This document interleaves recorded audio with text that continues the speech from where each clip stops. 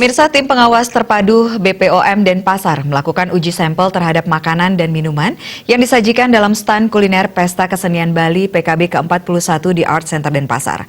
Hasilnya di antara 20 sampel yang diambil, terdapat 1 minuman positif mengandung bahan berbahaya rodamin B.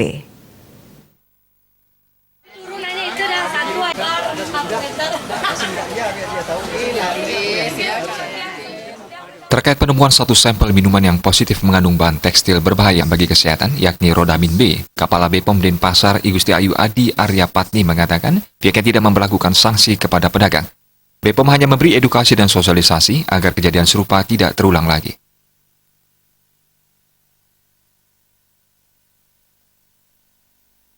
Ada 20 sampel.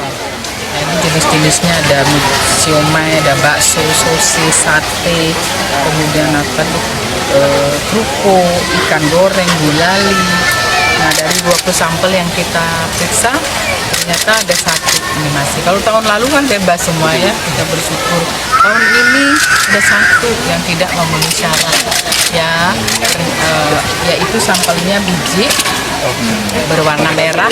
Kita cek pewarna merahnya ternyata rodamin B.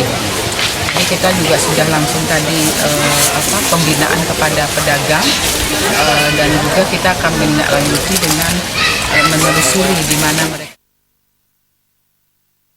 Adi Arya Patni menambahkan di tahun-tahun mendatang, sosialisasi dan edukasi terkait bahan makanan berbahaya akan digencarkan kepada pedagang peserta stand kuliner PKB sebelum dibukanya Pesta Kesenian Bali. Agus Sudiatmika, Bali.